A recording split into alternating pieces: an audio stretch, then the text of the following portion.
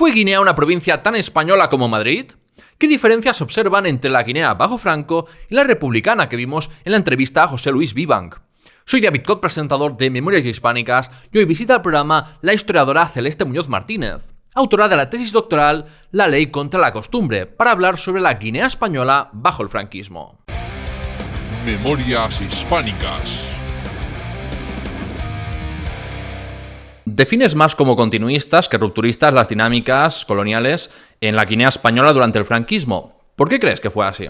Bien, creo que es una pregunta que es muy útil para iniciar esta conversación, porque creo que cuando muchísimas personas nos hemos adentrado a estudiar la historia, por ejemplo, colonial de Guinea Ecuatorial, y lo hemos hecho desde un interés especialmente por comprender el franquismo, quizá teníamos el apriorismo de querer trasladar las mismas lecturas, herramientas, análisis, ¿no?, y marcos teóricos al territorio colonial de los que se utilizan normalmente para comprender el régimen en la península. Y realmente habría muchísimas discrepancias para poder sostener esta afirmación una vez empiezas a estudiar en profundidad cómo era la dinámica colonial del franquismo en este territorio.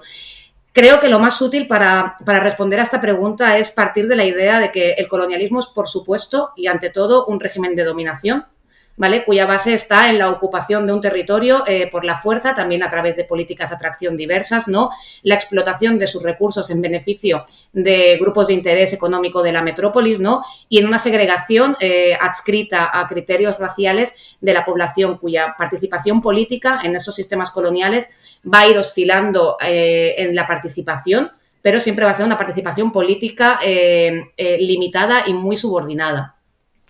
Esto fue así durante el franquismo, pero también lo fue en los periodos anteriores. Es decir, no podemos creer que porque el sistema, por ejemplo, de la Segunda República en España sea un sistema de democratización, ¿vale?, y que trata de iniciar políticas de transformación en este sentido en España, creer que el colonialismo que desarrolló la Segunda República en Guinea tenía tintes democratizadores y el de la dictadura tenía tintes más autoritarios. Evidentemente, hay particularidades entre el sistema colonial de la República y el sistema colonial del franquismo, pero estas particularidades se adscriben dentro de un mismo periodo, que es el colonial, con diferentes etapas, con muchísimas continuidades entre ambos periodos. Sí, que de hecho ya el periodo republicano era una continuación colonial del periodo anterior, o sea que...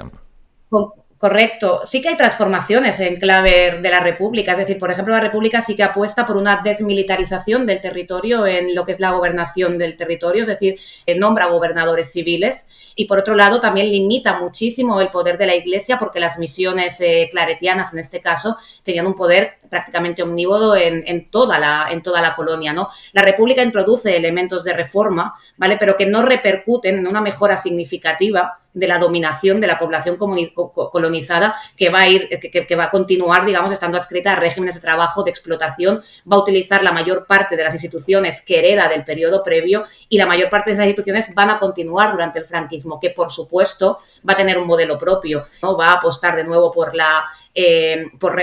retroceder, por devolver el poder a las misiones, ¿no?, que con el discurso nacional católico y con su política van a tener un enorme peso durante el franquismo, va a remilitarizar profundamente el territorio, pero a su vez se va a ayudar de las mismas instituciones y leyes que ya dominaban en las formas de gobierno sobre la población colonizada. Por lo que, aunque debemos, para acabar de responder a la pregunta, debemos caracterizar los diferentes gobiernos que se sucedieron en el sistema colonial, este sistema colonial forma parte de un mismo periodo que está vertebrado precisamente por caracterizarse por ser un régimen de dominación sobre la población colonizada. Uh-huh. La imagen que transmitían desde el franquismo era que, bueno, el modelo colonial español era perfecto y superaba las deficiencias de otras potencias europeas. Pero ¿cómo se compara en realidad el colonialismo español en Guinea con el colonialismo francés, portugués o británico en África? También es una pregunta muy acertada porque además creo que conecta muchísimo con los actuales debates, resurgimientos de ciertas tendencias imperiofílicas, ¿no?, debates nostálgicos sobre la colonización. Y no es una pregunta fácil de responder, pero creo que aquí es necesario hacer un pequeño paréntesis, un pequeño apunte sobre la tradición africanista en el Estado español. Es decir, el enfoque colonial predominante en España siempre ha sido el americanismo y posteriormente el panamericanismo, ¿no?, con este discurso central de la hispanidad. Y a partir del siglo XIX sí que van a surgir en esta crisis imperial ciertos grupos diversos adscritos a diversos grupos políticos, que podía ser tanto grupos de interés económico como podían ser sociedades geográficas, regeneracionismo, iberismo, ¿no? Que van a tratar de apostar por un repliegue africano de la política colonial española, ¿no? Sin embargo, son grupos de interés que no van a formar parte de las estructuras de poder del Estado, que van a tener siempre una tendencia a marginalizar este proyecto africano, al margen de Marruecos, que merece otro apunte, ¿no? A partir de la Primera Guerra de África, va a tener un papel muchísimo más central en esta reconstrucción imperial después de la crisis imperial de América, ¿no? De las emancipaciones americanas, pero el proyecto sobre Guinea va a ser un proyecto completamente marginal, incluso se van a plantear vender el territorio, ¿no? Así que no había un gran interés ni teórico ni colonial sobre Guinea. Y esto repercute en cómo es este discurso. Es decir, en ausencia de grandes teóricos coloniales, de unas grandes teorías colonialistas similares a las francesas o las británicas sobre África, lo que van a hacer es constantemente reciclar las teorías previas basadas en el discurso, por ejemplo, de la hispanidad, ¿no? Y trasladarlas a Guinea sin una masa de reflexión demasiado sólida. Y en ese sentido van a ir reproduciendo el mismo discurso, ¿no? Es decir, el colonialismo español se basa en una evangelización de la población, es decir, el elemento central católico cristiano, ¿no? De esta colonización, por un lado, y esta base humanitaria que niega constantemente que sea un sistema de abuso, sino un sistema en favor de esta población colonizada, para defenderse de estos discursos de la leyenda negra que funcionaron y que operaron en el siglo XIX, ¿no? Para confrontar al resto de potencias coloniales en sus prácticas, ¿no? Y dibujarse así a España como una potencia, digamos, colonial benevolente, con unas políticas diferenciales del resto. Obviamente, esto hay que ponerlo en tela de juicio. Es obvio que cada sistema colonial, el francés, el portugués, el belga, el británico, tuvieron características propias, pero insisto que se integraban todas en esta base de dominación que compartía rasgos comunes en la mayor parte de las políticas. Sí que es cierto que en términos de discurso, Gustavo Nerín lo definió como hispanotropicalismo, el discurso que se articuló sobre Guinea Ecuatorial, que recogía esta herencia de la hispanidad y que también dialogaba muchísimo con el modelo portugués, es decir, con el lusotropicalismo de Freire en su momento, ¿no? Que también fue abrazado por Salazar en su discurso colonial, ¿no? Y que básicamente compartían esta base, ¿no? La evangelización, el mestizaje, etcétera. Ahora bien, si nos ponemos a analizar, digamos, a nivel de modelos coloniales, lo que desarrolló España en la Guinea española fue básicamente un sistema de colonialismo directo muy similar al que desarrollaron potencias como Portugal, como Bélgica y como Francia, y que básicamente se basó en que no gobernaban a través de una autonomía local y el reconocimiento de poderes, digamos, locales previos siempre que pudieran mantenerse, sino que apostaron por una transformación de todo lo que sería el sistema tradicional para adaptarlo y integrarlo en una administración muy centralizada, y en una segregación jurídica de la población, es decir, en una distinción en términos culturales, no tan raciales, de lo que podía, digamos, aspirar la población colonizada. Es decir, algunas personas podían demostrar que habían asumido, digamos, todos los relatos de la colonización, el idioma, la religión, las formas de vida, la propiedad privada, ¿no? como elemento también que atraviesa la definición del sistema colonial, y de este modo ser reconocidas como parte del proyecto nacional, ¿no? Y de alguna manera deberíamos entender esta tradición política del africanismo español como al final absorbió parte de la hispanidad y de las teorías previas, porque no tenía una capacidad teórica ni un interés real sobre el territorio, hasta el franquismo, que se creará el Instituto de Estudios Africanos, y eso ya es otra fase, ¿no? Que recicla el mismo discurso, pero le da por primera vez un peso institucional. El franquismo sí tendrá una política africana, evidentemente por su genealogía, por su tradición africanista en el norte de África y por este, digamos, discurso más nacionalista que necesitaba recuperar ese viejo imperio, ¿no? Del imperio hacia Dios, es decir, esos eslogans de la propaganda franquista, ¿no? Pero ciertamente, si analizamos estas políticas coloniales que definieron Guinea, podríamos hablar de que es un sistema directo similar al de otras potencias como el de Francia o Portugal. Uh-huh. Esto pues va relacionado con la siguiente pregunta, que es pues, sobre la emancipación, ¿no? El estatus jurídico de la emancipación en principio permitía que nativos guineanos se equiparasen, ¿no? A ciudadanos españoles, mientras que la dualidad de un sistema de derecho español y otro de costumbres indígenas, se presentaba pues como una forma de respetar unas supuestas tradiciones locales. Sin embargo, pues la segregación racial y sobre todo jurídica, como dices, pues era muy notoria en la Guinea española. Así que, ¿por qué el sistema de emancipaciones y el derecho consuetudinario se convirtieron en herramientas de control social y segregación en vez de integración? Bien, pues gracias por esta pregunta, porque además es el tema al que yo dediqué mi tesis doctoral, básicamente a esta cuestión de cómo se generó esta segregación jurídica y qué funciones tenía esta segregación jurídica. Insisto que este modelo es simétrico al que se operaba en las colonias francesas, donde la figura que en Guinea se llamaba el emancipado eran los evolus, y en el sistema portugués que se llamaban los asimilados. Pero básicamente es el mismo modelo, es decir, una figura jurídica que aquellas personas, insisto, como he dicho anteriormente, que podían, digamos, demostrar que tenían capacidad económica, propiedad privada, hablaban español, habían abandonado, digamos, los sistemas de parentesco familiares, por ejemplo, basados en la poligamia o en el matrimonio local para asumir el matrimonio católico, que tenían un cierto nivel educativo, ¿no? Y que participaban y colaboraban con el sistema colonial, diferentes rasgos, ¿no? Podían obtener esta carta de emancipación, y esta carta de emancipación los equiparaba, digamos, supuestamente en derechos y deberes a la población colona. Es decir, se podían juzgar bajo el sistema, el régimen jurídico español, tenían beneficios, ¿no? En el acceso a ciertos espacios, ciertos privilegios en el sistema colonial, y podían, digamos, incluso transitar por los mismos espacios que la población colona, ¿no? Digo teóricamente porque esta condición jurídica también era revocable, es decir, que ante un mal comportamiento era un sistema de premios y castigo. Y eso es un potentísimo instrumento de control social también, incluso de las élites que tú intentas crear, porque necesitas crear élites para gobernar un espacio colonizado. Es decir, la población colona, los sistemas coloniales representaba entre el 2 y el 5% de la población, dependiendo de la región. Pero obviamente la masa de los colonizados necesitaba de la creación de una élite colonizada para poder también gobernar, ¿no? En esos espacios. Esto era lo que pretendía la emancipación.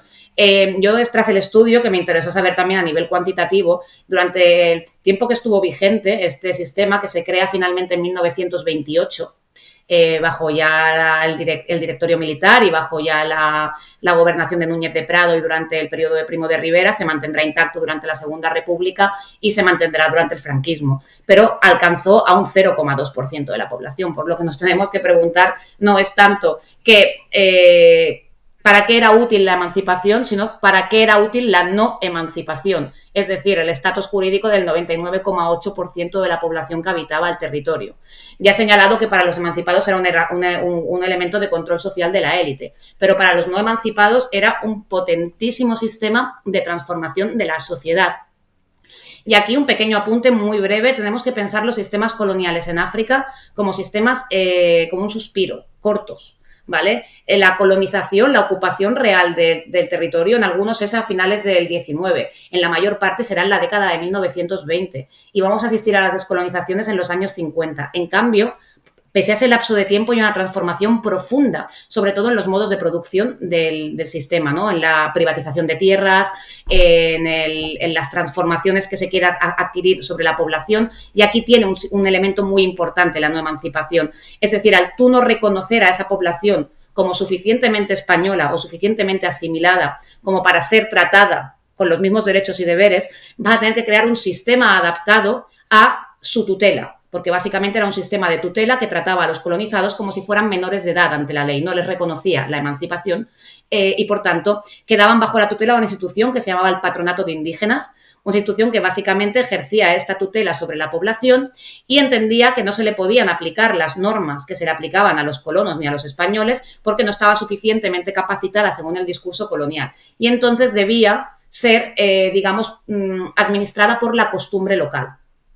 De este modo, de alguna manera, lo que hacía era reconocer una transición en esta asimilación de la población, es decir, vamos a coger los elementos, digamos, de la tradición local que nos son útiles, ¿vale? Vamos a ver qué elementos queremos transformar y vamos a crear un sistema de asimilación a través, teóricamente, del discurso del respeto de esta tradición. Puede ser un poco complejo, pero operaba de esta forma. Puedo poner algún ejemplo, ¿no?, de cómo era este potentísimo sistema de aculturación, que es lo que debemos entender que era, un potentísimo sistema de aculturación. Por ejemplo, y podemos ver en casos, ¿no?, por ejemplo, el divorcio durante el franquismo estaba prohibido en España, ¿no? Para la población colona y la población emancipada que tenía un matrimonio católico, por supuesto, también estaba prohibido.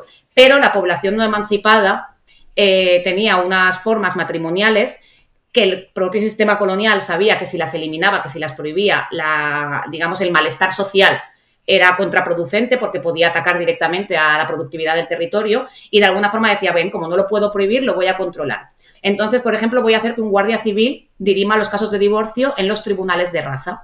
Entonces, crea un sistema de tribunales de raza, ¿vale?, que básicamente, bajo, digamos, la presidencia de un guardia civil y la asesoría de unos jefes locales, de las llamadas jefaturas locales, que al final son nombradas por el propio sistema colonial, que no responden a ninguna tradición previa, pero teóricamente se representan como poderes tradicionales, pues este guardia civil asesorado de esta población va a decidir sobre los casos de divorcio. Entonces, de alguna forma es un control de la costumbre a través de su reconocimiento, pero sobre todo de su continua aculturación y transformación, porque obviamente pues se fue limitando el divorcio.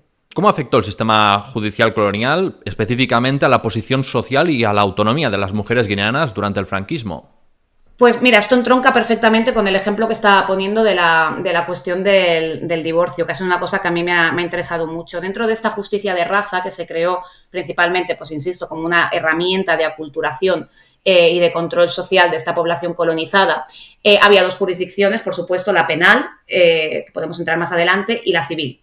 La civil estaba pensada pues especialmente, pues digamos, el proyecto colonial y sobre todo las misiones tenían una guerra contra la costumbre local en lo que es sobre todo los modelos familiares. Es decir, querían que toda esta población fuera evangelizada y asumieran el matrimonio católico. Dentro de los modos de parentesco de las poblaciones, que también son diversos, porque en la Guinea española pues hay diferentes grupos étnicos con tradiciones familiares distintas, pero en sus tradiciones familiares el divorcio siempre ha sido una cuestión bastante flexible y que forma parte de las relaciones de parentesco que se establecen en el territorio. En ese sentido, pues para evitar este malestar social se permitió el divorcio en esta población, sobre todo de una forma sin bastante control durante los primeros años de la colonización. Cuando se crea la justicia de raza, que la crea el franquismo en el 38, ¿vale?, aunque operaba de una forma informal muy similar a la que operaría durante el franquismo, aquí se institucionaliza, sobre todo porque evidentemente este discurso nacional católico sí que tiene un impacto, sí que las misiones creen realmente que deben acabar, ¿no?, con estas costumbres, entonces utilizarán estos tribunales para atacarlas directamente. Y una cosa que llama mucho la atención es, por ejemplo, la capacidad de divorcio de la mujer durante el periodo anterior, cuando tú lees la documentación del Archivo General de la Administración, que alberga parte de los fondos judiciales de la colonia, ves que la iniciativa de divorcio femenina estaba comúnmente aceptada y podían, digamos, adquirir el divorcio a petición de la mujer.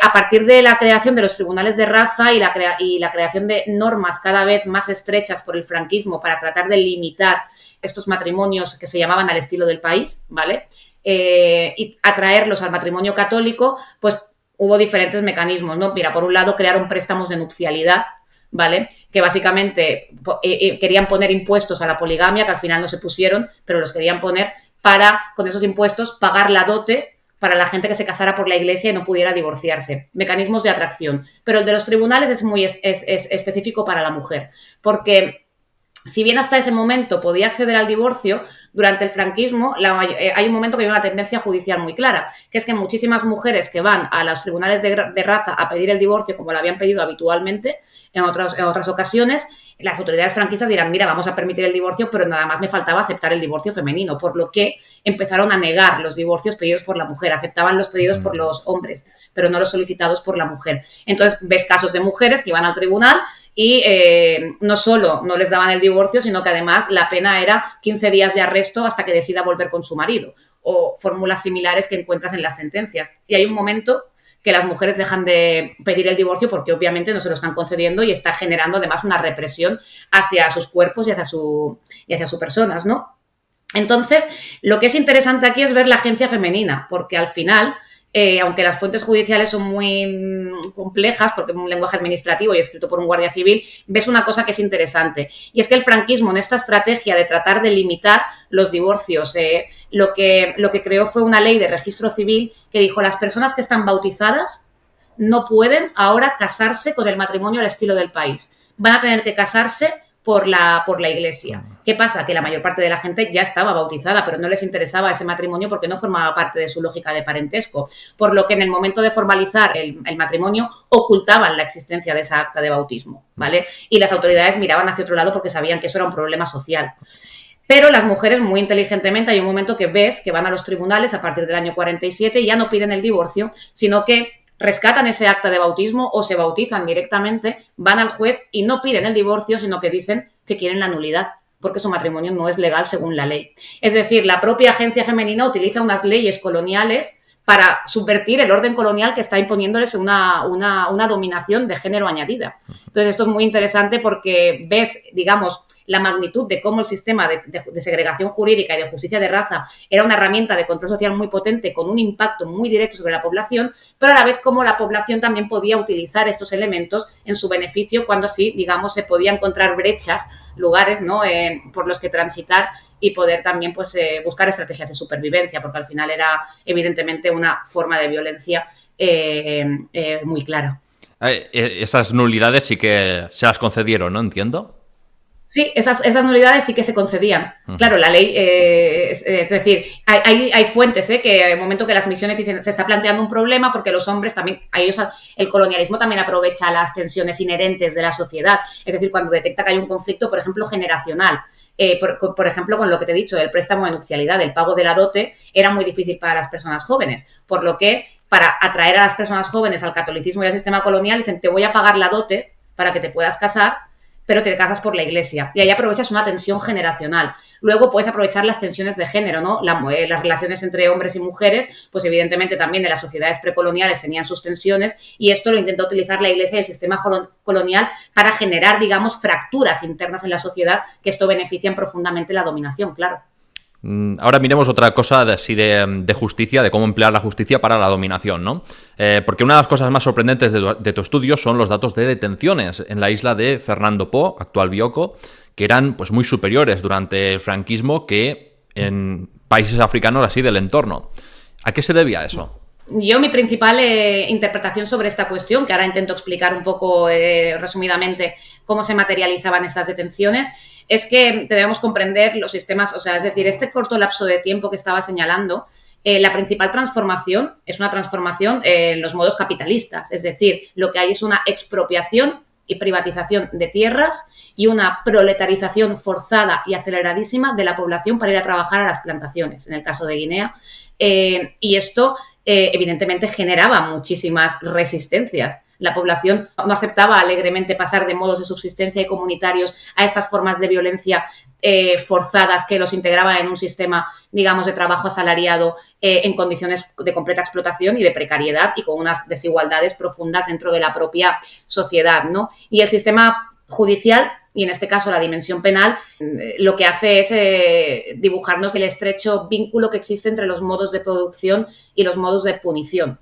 Es decir, todo este sistema penal estaba pensado única y exclusivamente, bueno, no única y exclusivamente, pero estaba pensado para la disciplina social, es decir, un sistema penal duro disciplina a la población, es una forma de control, pero sobre todo lo que estaba pensado era para extraer mano de obra forzada hacia los negocios coloniales.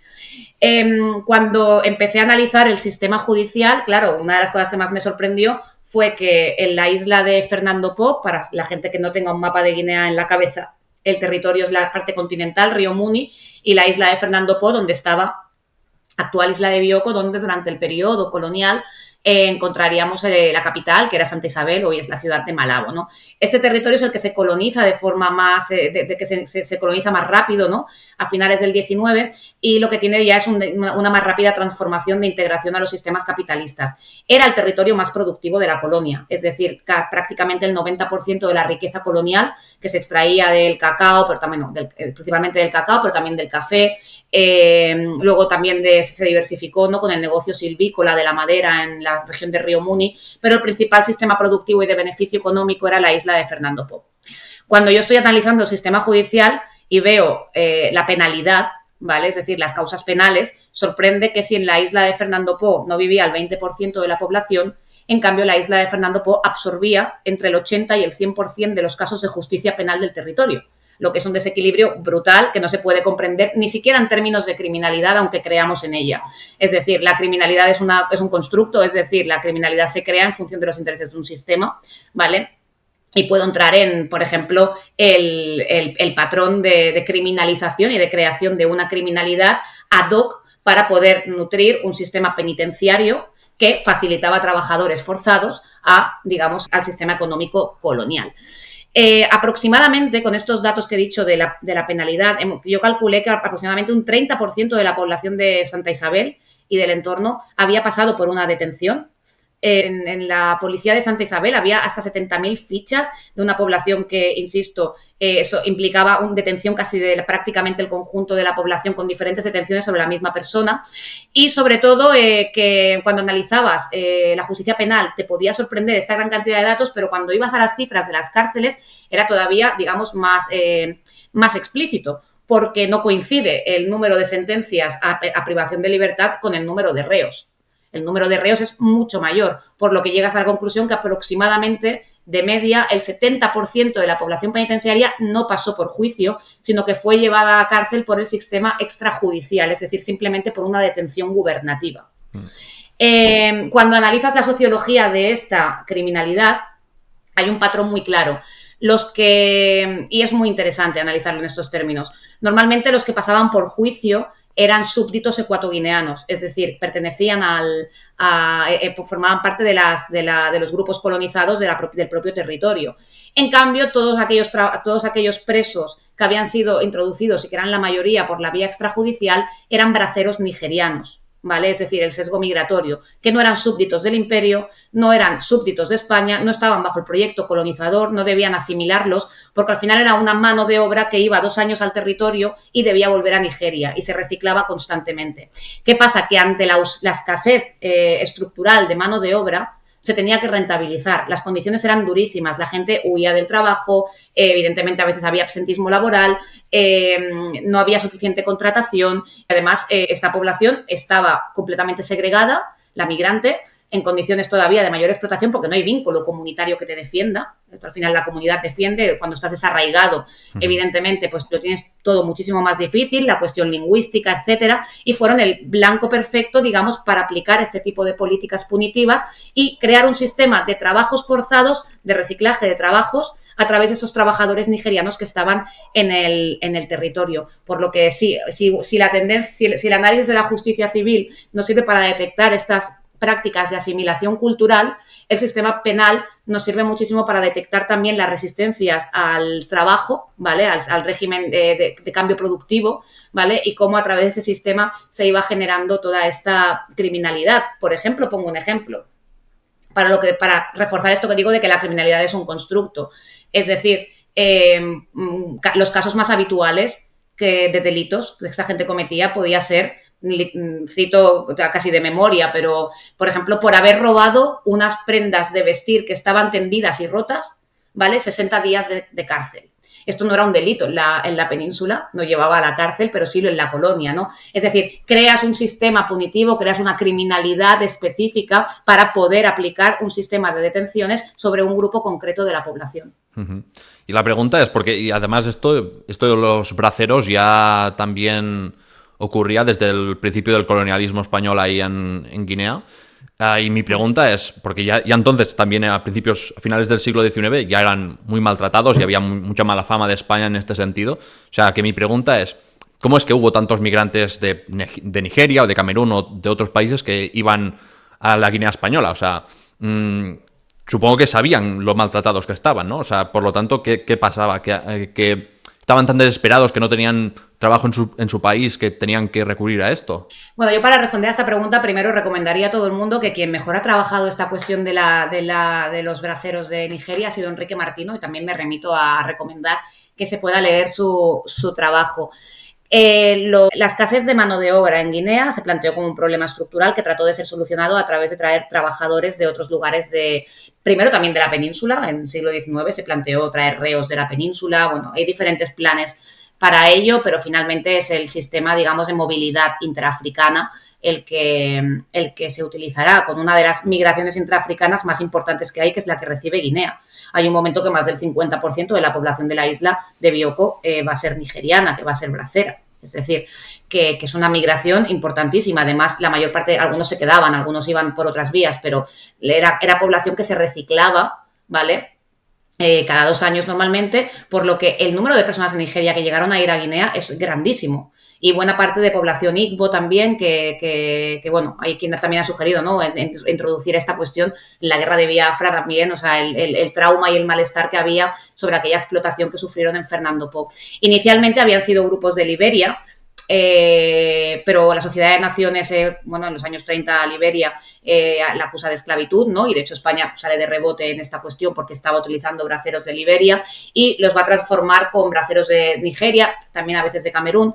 Y esto lo van a hacer convenios entre países, es decir, que hay un convenio, y aquí volvemos a entroncar con esta consolidación del capitalismo en África con los sistemas coloniales. La mano de obra va a ser un recurso que se traslada con estos nuevos modos de producción y hay territorios que tienen mano de obra que pueden trasladar y de la que pueden beneficiarse de ese traslado y territorios que necesitan recibirla.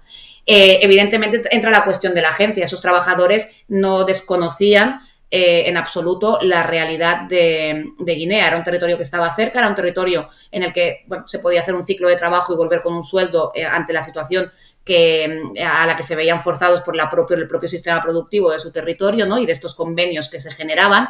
Y de hecho va a haber una fuerte también contestación por parte de estas comunidades a este sistema y progresiva.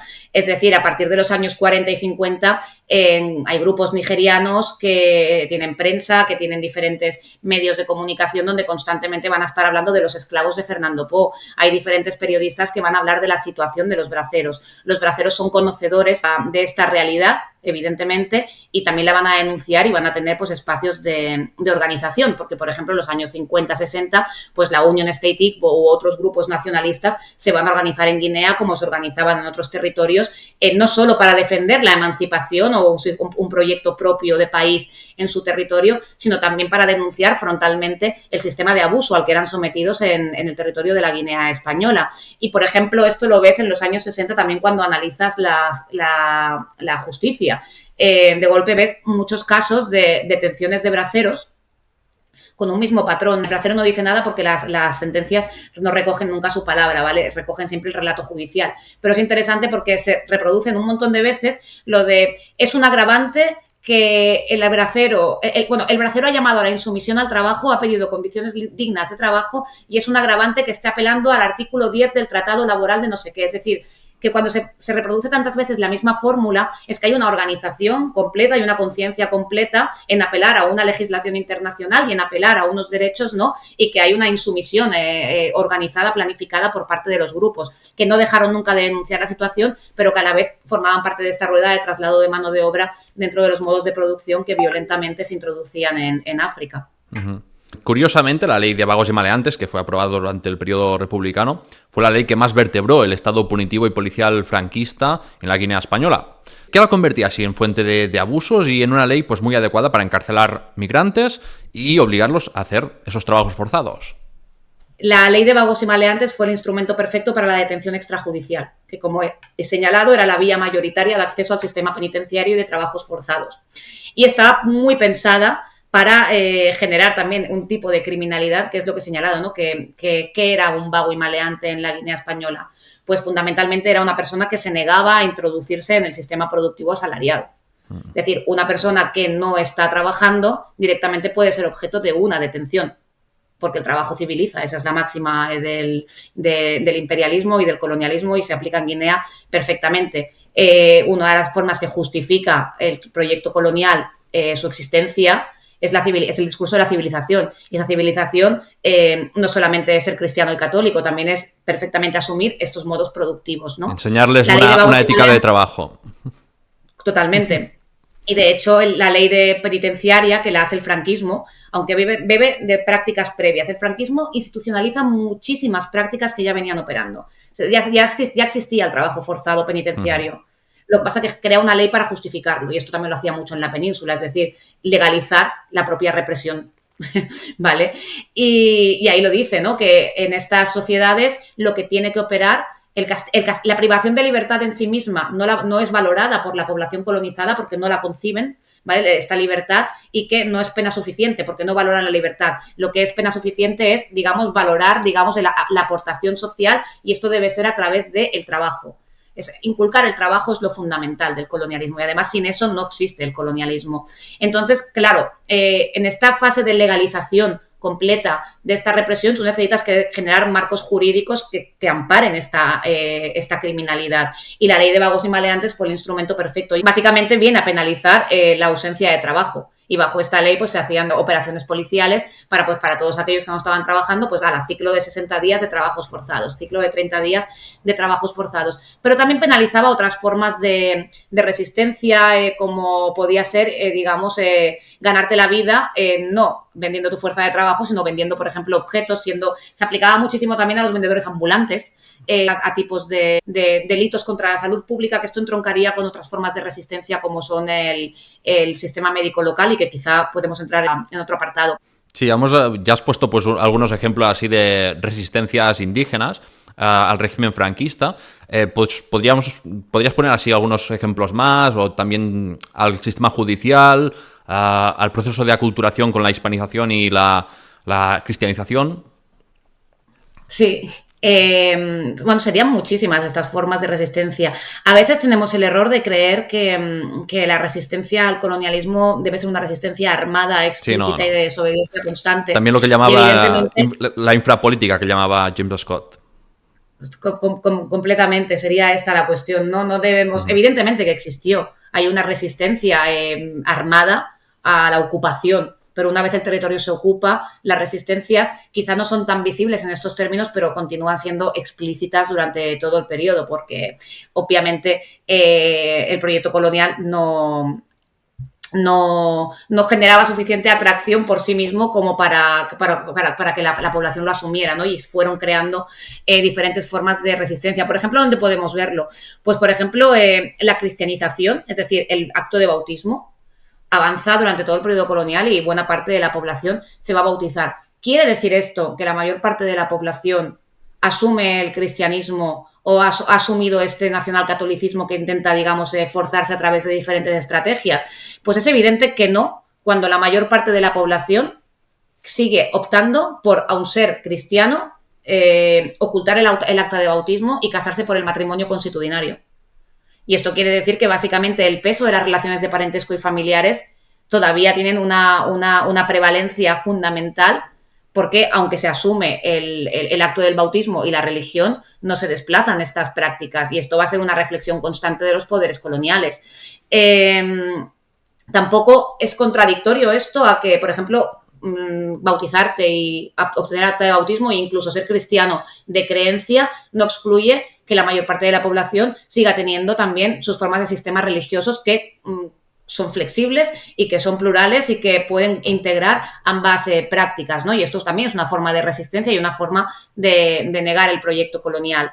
La resistencia al trabajo yo creo que también es la más explícita, es decir, que el sistema tenga que crear leyes como las de vagos y maleantes, que el sistema tenga que crear un aparato judicial, penal y policial tan potente ante la ausencia de mano de obra, es que una parte importantísima de la población se niega a integrarse en estas formas de producción. Y la prestación laboral, es decir, que al final también tienen que integrar un sistema de impuesto, digamos, sobre cuotas de la población que están obligadas a trabajar pues 60 días al año en obras públicas. Es decir, que se creen este tipo de impuesto de prestación personal, que se crea ley de vagos y maleantes, que tengamos estas ratios penitenciarias que responden única y exclusivamente a ese sistema productivo que se está implementando, quiere decir que hay una enorme resistencia laboral y que hay una enorme resistencia a abandonar las formas económicas propias. Otra cuestión, la mayor parte de la población ecuatoguineana pues hoy en día sabe hablar castellano, pero no es la lengua materna de prácticamente nadie. Es decir, que aunque el sistema educativo de las misiones trató de introducir el castellano y desplazar y criminalizar el uso de otras lenguas, la realidad es que ese idioma forma parte del territorio en una posición de lengua administrativa. La lengua materna sigue siendo el bubi, el fang, el endohué, el annobonés. Eso también expresa una forma de resistencia cultural al colonialismo. O, por ejemplo, lo que he señalado antes de la medicinería, sí que lo podría retomar aquí. La ley de vagos y maleantes crea un tipo de vago y maleante muy específico para Guinea, que es el medicinero, ¿vale? Y el medicinero se entiende también como, es decir, hay una de las formas de control social sobre la población también fueron los sistemas médicos, ¿vale? La población tenía que hacerse un análisis de sangre obligado casi anual para renovar un certificado sanitario que le permitía tener un pasaporte para salir de su pueblo, es decir, había un control de la población en que tenías que tener permisos para poder salir del pueblo, firmados por las autoridades, y para ello tenías que tener en regla tu documentación sanitaria, que te obligaba a hacer ese tipo de escáner, o sea, de pruebas médicas anuales. No para salir del país, sino del pueblo, ¿eh? O sea, imagínate, Sí. Para forzar básicamente a tener identificada a la población, imagino. Totalmente, sí. Sí, los permisos de circulación era una cosa muy habitual y bueno, las cosas que generaban más documentación también administrativa. Es decir, que había un rígido control y la medicina también jugaba ahí un rígido control, ¿no? Y ellos, básicamente, el discurso colonial decía que la medicina propia de las sociedades colonizadas era una medicina disfuncional y la introducción forzada en ciertos sistemas sanitarios se hizo con muchísima violencia y en muchas ocasiones con muy poca pedagogía. Es decir, es probable que alguna seguro, ¿no?, que los tratamientos que podían ofrecer a la malaria la medicina europea podían ser más eficientes que los que tenía la propia población en algunos casos, pero muchas veces estos sistemas médicos creados para la población estaban segregados, estaban en peores condiciones, se hacían en prácticas de violencia y la población generaba rechazo a estos sistemas porque tampoco los comprendía perfectamente. Porque básicamente se forzaba, ¿no?, a entrar en esa disciplina. Y evidentemente también tenían sus propios recursos sanitarios, por lo que la medicinería muchas veces se utilizaba pues cuando una persona estaba, digamos, aplicándole medicina tradicional a un allegado, ¿no? Y esto en el sistema judicial te genera situaciones terribles, que por ejemplo una mujer a la que están acusando de asesinato de un niño. Y básicamente cuando tú lees la documentación, digamos, un poco a contrapelo, digamos, esta fuente lo que me está diciendo no me cuadra y se repite muchas veces, es que el niño tendría alguna enfermedad, ella le dio medicina local para curarla, pero el niño no murió por la medicina que le dio, el niño murió de la enfermedad que tenía, ¿vale? Y al final acusaban a la propia población de practicar brujería, medicinería, por, digamos, aplicar remedios tradicionales sobre prácticas, y esto llevaba a una judicialización que también fue introducida en la ley de vagos y maleantes porque querían esa introducción también forzada en el sistema sanitario. Entonces, pero el hecho de que persista esta medicinería y este rechazo al sistema sanitario también era una muestra, digamos, de los conflictos que generaba el colonialismo y cómo la población también tenía estrategias para continuar, digamos, acomodándose al sistema, pero a la vez dando respuestas propias a sus propios problemas. Uh-huh. Y siguiendo con esta línea judicial, el franquismo creó un campo de concentración en la pequeña y aislada isla de Annobón, que ya en tiempos de la República se había planteado, y creo que también anteriormente, como un lugar donde enviar a desterrados. ¿Cómo eran tratados ahí los reclusos y quiénes solían ser los enviados allí? El campo de Annobón se crea finalmente en 1942, aunque efectivamente era un proyecto que ya estaba en marcha durante la República, aunque durante la República querían enviar a personas de la península, que cumplían pena también de régimen de vagos y maleantes en España. Este campo no se creó durante la República, pero sí se crea durante el franquismo y se crea en la isla de Annobón. Para quien no tenga clara la geografía de Guinea, Annobón es el lugar perfecto para el destierro. Es decir, es un territorio muy alejado tanto de la región continental de Río Muni como también de la propia capital y de la isla de Bioko de Fernando Po. Ese territorio es una isla muy pequeña, apenas 17 kilómetros cuadrados, con una población muy pequeña, creo que estaba en torno a las 1.000 personas por los años 40 y que estaba además al límite de sus capacidades ecológicas. Es decir, la isla apenas podía garantizar la supervivencia de la población. Esa isla se había poblado en el siglo XV a partir del proceso del tráfico de esclavos, ¿no?, como un lugar de transición en la ruta, y necesitaba constantemente de un barco, digamos, que trajera, digamos, bienes básicos que no se podían, digamos, producir por sí mismos en el territorio, ¿no? O sea, que un territorio profundamente dependiente de la estructura colonial. Más o menos durante el periodo colonial llegaba un barco cada 3 meses y había una estructura administrativa muy reducida, apenas un guardia civil, la misión, y poca cosa más. Y era un lugar perfecto para el destierro, porque de ahí no te podías escapar. Tampoco hacía falta que te mandaran muchísima policía para vigilarte. Es decir, el simple hecho de estar allí ya era la pena de reclusión, ¿no? Por eso era un lugar para mandar a presos peligrosos. Si bien la mayor parte de la gente que fue juzgada y condenada por el sistema penal no había cometido ningún delito, o sea, ni de sangre, o sea, había cometido, si cabe, una infracción, si lo queremos considerar, ¿no? Solamente se envía, pero los crímenes de asesinato, cuestiones de este tipo, fueron muy anecdóticos. O sea, penas de más de 1 año de cárcel son anecdóticas, porque realmente no había una criminalidad, o sea, un problema de inseguridad no había. Había un problema de criminalidad generado, pero no un problema de inseguridad real.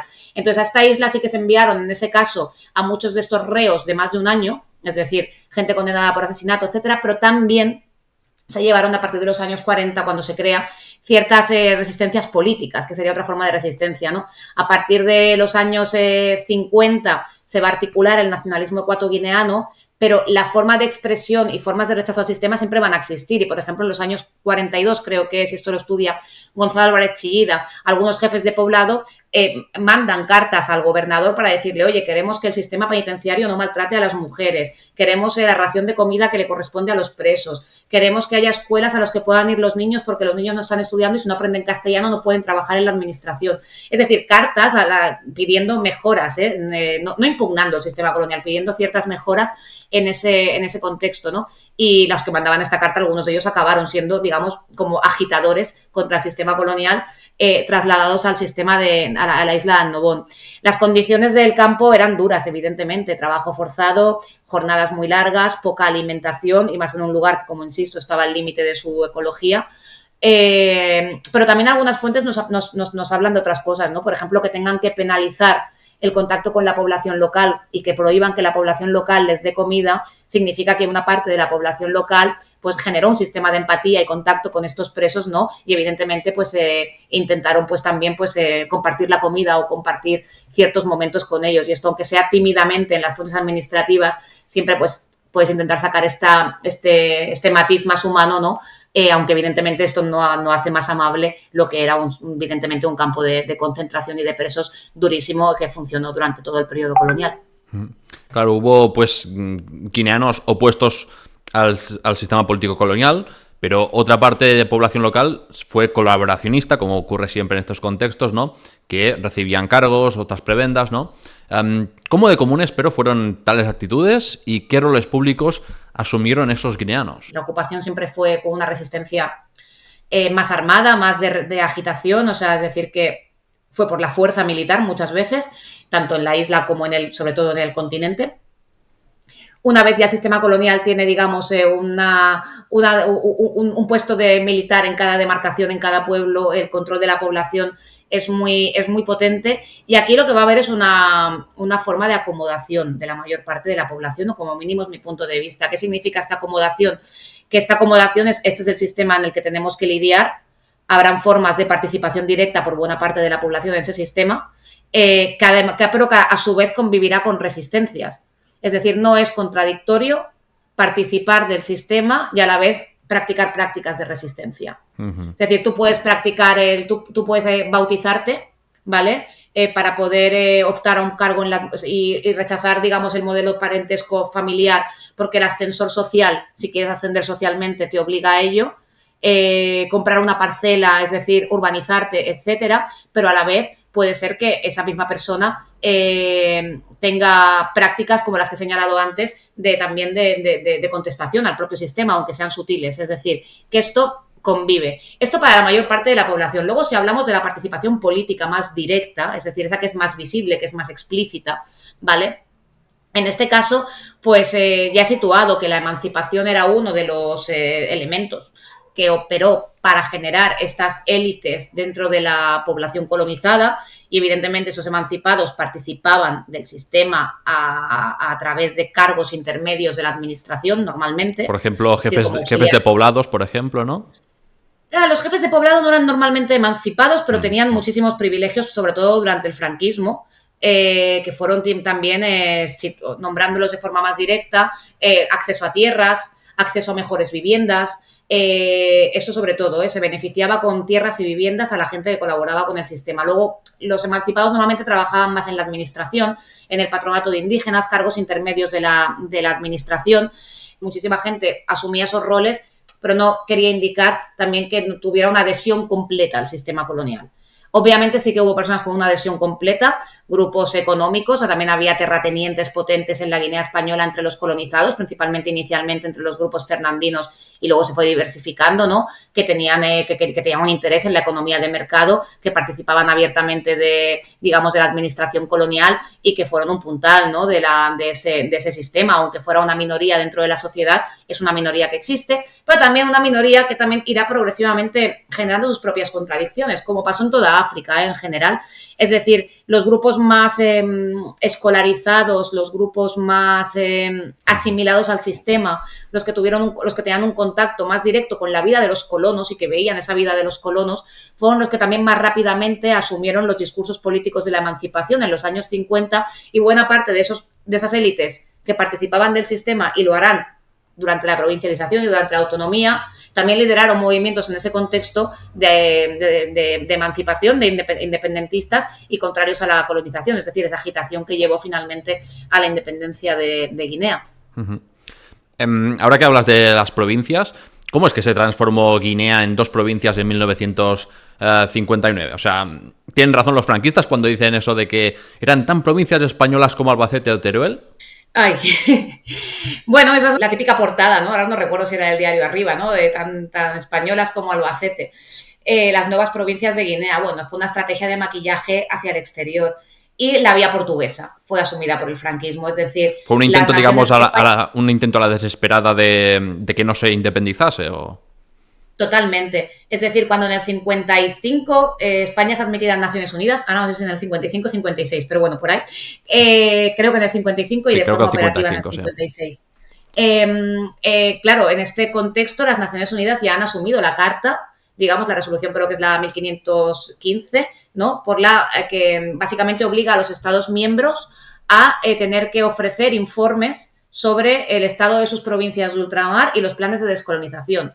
Naciones Unidas tiene un comité para la descolonización y progresivamente los países que se van incorporando tienen que dar cuentas sobre su imperio y sobre cómo van a posibilitar, digamos, referéndums de independencia, pactos con las élites del territorio para poder hacer un traspaso de poderes. Es decir, se está monitorizando y España cuando entra en Naciones Unidas se encuentra con ese problema.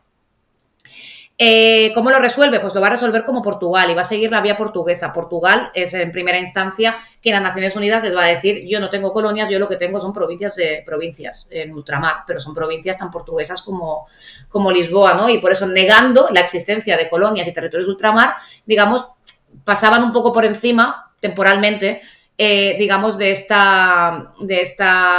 requerimiento de tener que informar sobre tus territorios de ultramar y los planes de descolonización.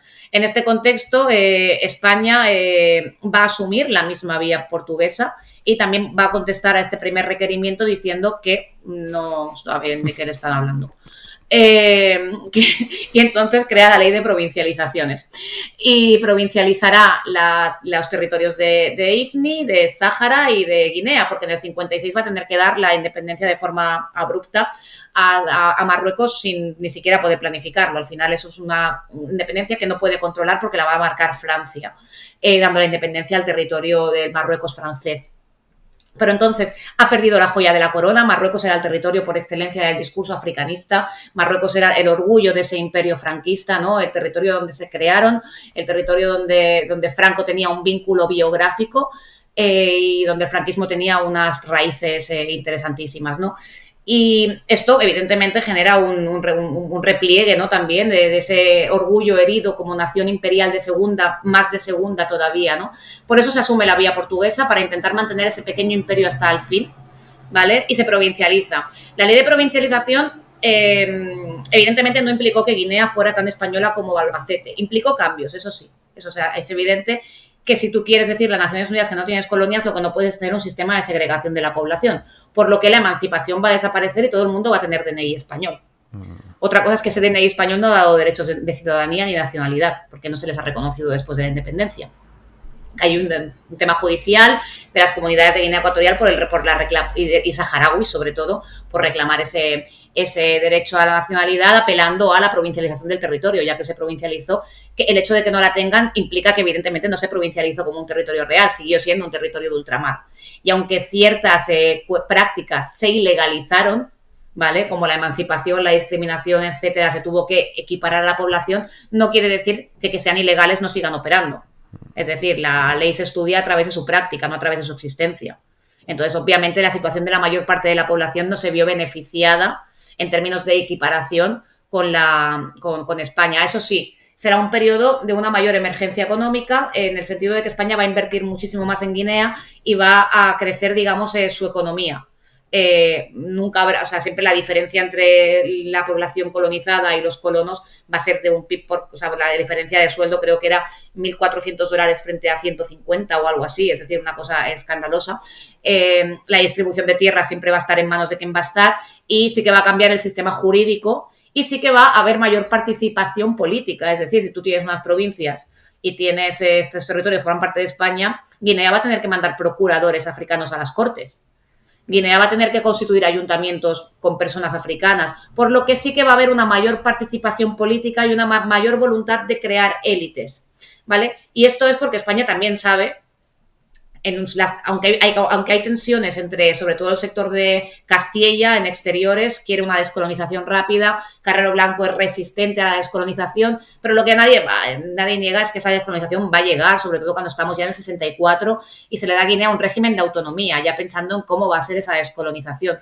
Ahí tú necesitas más cuadros del sistema y se van a esforzar mucho más en crear estos cuadros del sistema pensando en el día de después de la independencia, es decir, cómo mantener un sistema neocolonial como estaban haciendo Francia y otras potencias para que la independencia no afecte los intereses económicos que operan sobre el territorio. No se va a conseguir, pero es la intención que tiene los años 60, por lo que sí que habrá una mayor participación política de la población, habrá una equiparación legal entre los territorios, pero obviamente van a persistir las mismas desigualdades y prácticas de discriminación y, por supuesto, no perder de vista esta participación política. Aquí sí que cabe la singularidad franquista. No es como cuando De Gaulle anuncia que van a participar en la política francesa. En este caso, la participación política será en los mismos términos que la participación política de cualquier español, que es la misma que una dictadura ofrece, que es nula.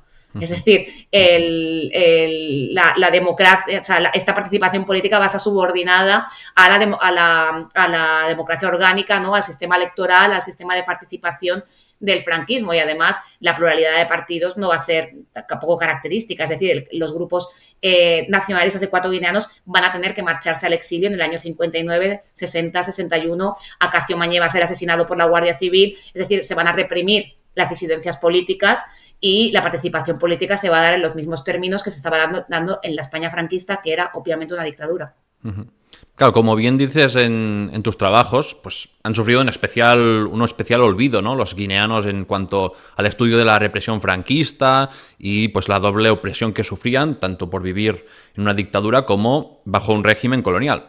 ¿De qué maneras crees que se puede reparar esa memoria y también incorporarla a la narrativa, digamos, mainstream y memoria antifranquista? Yo creo que esto nos daría para un buen debate, pues, y es una cuestión que me ha estado llevando muchísima reflexión estos últimos años también. Cuando en 2022, creo que es la última ley de memoria democrática, pues cuando estaban con el borrador, creo que algunos teníamos la esperanza que en algún momento se mencionara que el franquismo también operó sobre marroquíes, sobre saharauis y sobre ecuatoguineanos, que de forma distinta, pero también lo sufrieron, una dictadura, ¿no? Y sufrieron la represión de esta dictadura y sufrieron formas de violencia política particulares de esta dictadura. Había sido un reto que yo creo que habría sido una buena noticia que por primera vez las leyes de memoria hubieran reconocido como mínimo como sujeto de reparación a la población también de las colonias que padecieron la dictadura. Pero de nuevo no se nombró. Es decir, Marruecos, Sáhara y Guinea han quedado al margen de esa reparación, de leyes de reparación y de memoria sobre la dictadura, y han quedado al margen de los grandes relatos, ¿no? Yo estaba repasando el otro día también esto del 50 aniversario, ¿no? de la muerte de Franco y los actos que se estaban haciendo, y de nuevo hay una memoria muy silenciada, ¿no? Al final son más de 300.000 kilómetros cuadrados en África sobre los que el franquismo tuvo soberanía. Y yo creo que al margen de la Marcha Verde, el golpe de Estado del 17 de julio en Marruecos, al margen de acontecimientos, lo de Tánger en el 42, el desembarco de Tánger, o lo de Ifni, si hay gente que recuerda lo de la guerra de Ifni en el 57, pero al margen de eso, son como acontecimientos históricos que no explican nada sobre cómo la mayor parte de la población que vivía en esos territorios vivió la dictadura, qué memoria propia tienen de esa dictadura y qué reivindicaciones propias tienen sobre ese territorio. Este reconocimiento no se ha dado y, de hecho, y profundiza en una cuestión seria. Es que no es broma, yo creo que a lo mejor muchísima gente que pueda ver este podcast no le va a parecer extraño que incluso dentro de un grado de historia muchísima gente desconozca que Guinea fue colonia española. O sea, hay una desmemoria profunda. Uh-huh. Y entonces este tipo de olvidos en la ley profundizan en esa fractura que a lo mejor para nosotros no puede tener mucha importancia, pero cuando conoces el territorio de Guinea, esa memoria está muy viva allí. Y hay una fractura enorme en ese relato, ¿no? Y que debemos conciliar y reconocer, conocer y reconocer, ¿no? Esto por un lado. Yo te diría también que también entre historiadores que no están especializados, digamos, en territorios colonizados, sino que miran el franquismo, digamos, desde España, ¿no? Muchas veces se olvidan, ¿no?, de esa parte, de esas colonias. Totalmente. Creo que ninguna de las obras sobre, yo creo, no sé, de síntesis magníficas sobre la dictadura franquista podría ser la de Borja de Riqué o la de Nico Sesma, publicada el año anterior, ¿no? Obras magníficas que hacen una cosa que es muy difícil, que es una síntesis de la dictadura franquista. Pero la población colonizada no forma parte de esos relatos todavía, ¿no? Entonces creo que hay una falta de diálogo entre gente que hacemos historia de África y gente que se dedica a los estudios de historia de España, en este tipo de relatos, ¿no? Que estamos como en segmentos muy separados. También opera una cuestión memorial, generacional, que, bueno, después de la independencia de Guinea, el trauma sobre cómo se realizó se mezcló con la transición, con otra agenda política mucho más importante, y esto quedó desplazado, ¿no? Y, pues, generacionalmente no se ha transmitido, por otro lado. Y hace poco, a raíz de un documental, pues la Secretaría de Memoria Democrática reconoció a Acacio Mañé como víctima de la dictadura. Que Acacio Mañé fue un líder nacionalista que el año 59 la Guardia Civil lo mata en Guinea, ¿vale? Había sido uno de estos perfiles interesantes. Era un emancipado que había trabajado en el patronato de indígenas y que luego se convierte en un líder nacionalista, ¿no? Bueno, pues al final pagó el precio. Y fue asesinado. Y hace poco la Secretaría lo ha reconocido como una víctima de la violencia política del franquismo, porque lo fue.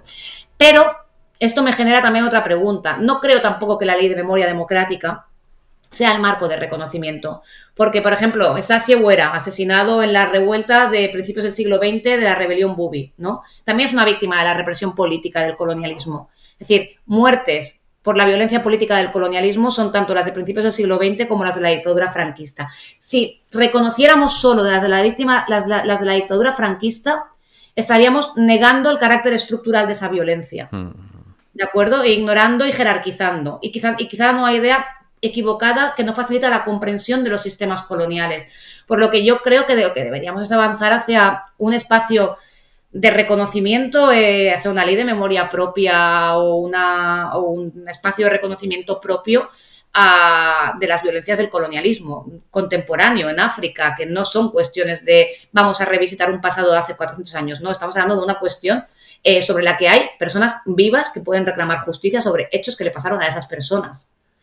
Y aquí entroncaría, pues yo qué sé, también están las demandas de reparación sobre los bombardeos químicos en el Rif o demandas sobre violencias saharauis, ¿no? Es decir, cuestiones del siglo XX que tienen una memoria muy viva y cuya reparación es posible o como mínimo reconocimiento y que debería ser sobre todo en base a, primero, dar más a conocer, ¿no? Y generar espacios donde una historia como la de Guinea, que está tan presente en realidad, se explica atraviesa muchísimas partes de la historia de España, pues que sea primero conocida y a partir de aquí podamos reflexionarla y a partir de aquí, pues eso, pues reconocerla y generar marcos de reparación que pueden atacar cuestiones que no son nada banales, como puede ser la cuestión del acceso a la nacionalidad.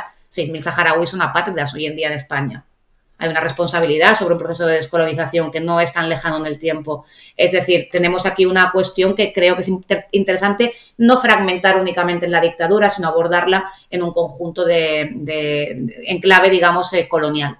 Esto es todo por hoy. Puedes apoyar mi divulgación en Patreon o por otras vías como donaciones en la web del programa o membresías de YouTube. Si te ha gustado la entrevista, dale a me gusta, suscríbete si eres nuevo y y dime en los comentarios qué es algo que has aprendido y que te ha sorprendido mucho. Gracias por escucharme y hasta la próxima.